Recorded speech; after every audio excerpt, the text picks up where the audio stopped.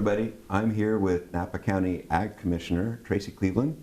I'm Sheriff Oscar Ortiz, and we want to talk a little bit about the latest version of our county Ag Pass program for disasters and how to properly apply for one. The idea of Ag Passes was really born of the 2017 fires, the Atlas and the Nun fire especially, and the Tubbs. At the time, Tracy and I were both pretty busy. She was working at the Ag Commissioner's office. I was the Operations Section Chief for the county and the Emergency Operations Center. And the policy decision was made early on because those fires were at the tail end of our harvest season, that for continuity of our ag operations, that we were going to try to accommodate some of the ag activity that still needed to happen that wasn't done. Especially given that it was towards the tail end of harvest. Once that policy decision came out, then it was just a matter of operationalizing it. Coordinating that communication and those escorts and getting folks in. We made it happen, and we certainly learned some lessons from it.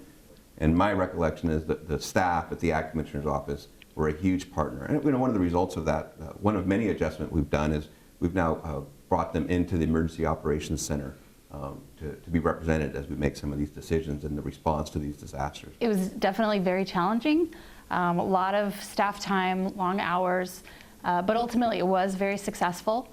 In fact, we had other counties calling us to ask what we were doing because they were facing the same challenges. Some of the areas in general we couldn't access, like you said, active fire, infrastructure rebuild, large bulldozer equipment on the road. So we stayed within the lines, and we were cognizant of not having too much of an impact on those roads. But we also, while recognizing that it was incredibly important for growers to be able to access and do some of the essential ag farming activities that they needed to do. We got lucky in some sense that year that it was towards the tail end of harvest. And yes, 2020 tells a different story. We got hit with the glass and the LNU really in the beginning.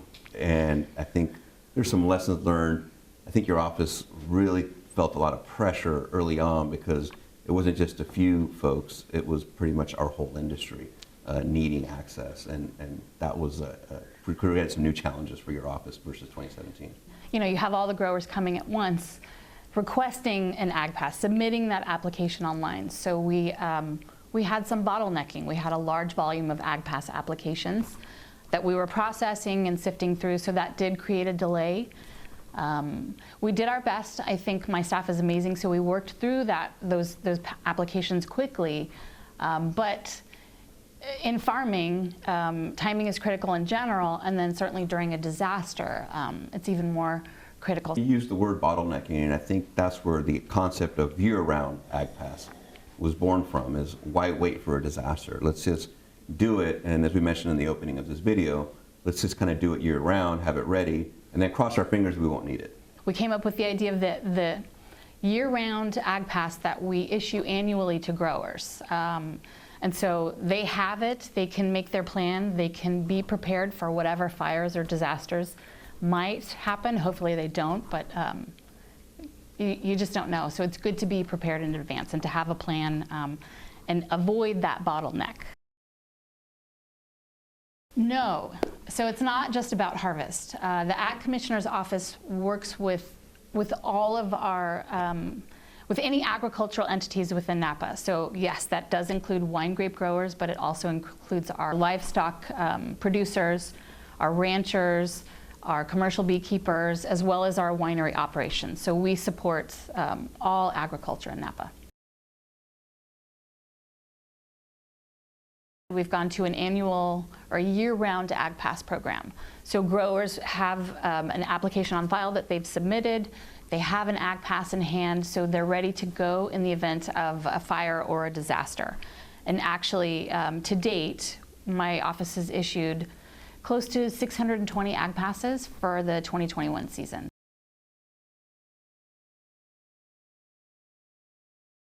So growers with an operator ID or a restricted material permit through our office have an Ag Pass attached to their op ID, so they can go online and they can print it out. And then other producers like our livestock producers, our ranchers, our commercial beekeepers, and our winery operations don't have that operator ID. So they can submit an online AgPass application. It gets assessed by my office. We approve or deny it, and if we approve it, then they print it on their end and they sign it, and it has to be a responsible party that's signing it. If there are questions about how to get an AgPass, anyone's welcome to call our office at 707-253-4357.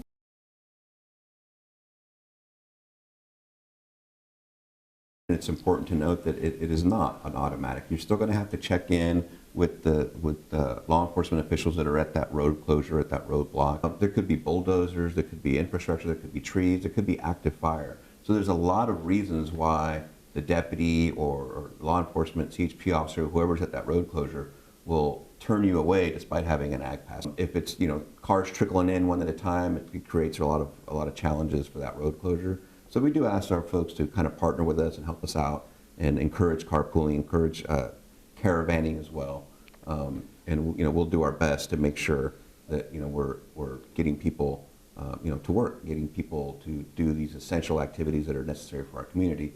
If we get notice of any kind of abuse of an AgPass program, then that operator will be dealt with in whatever statutes apply, whether they're criminal statutes or administrative functions in communication with the Ag Commissioner's office. Again, I've never seen that kind of abuse or that kind of problem, and we've been dealing with AgPasses for a couple of fire seasons now. But I think it's important to note that it's not a license to kind of drive around and evacuate an area or do anything that's not essential ag activity. So specific to Napa CART, what's the relationship with the Ag Commissioner's office and the amazing work that they do? Napa CART, it stands for Napa Community Animal Response Team. We've worked with them in past fires, and they really do an amazing job helping owners or property operators that have large animals, really folks that have horses, that have goats, chickens, cats and dogs.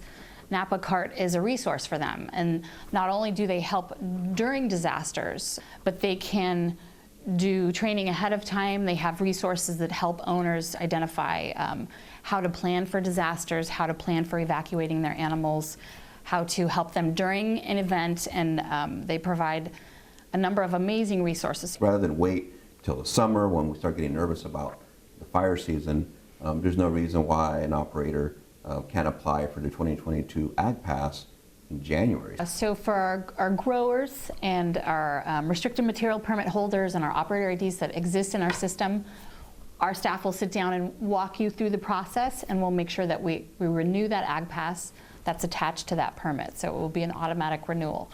For anyone else that used our live online application process, they can resubmit an application, and we'll issue an AgPass for them. So early is better. We hope to start seeing people come to our website, www.countyofnapa.org, Ag Commissioner's office, and look for that application.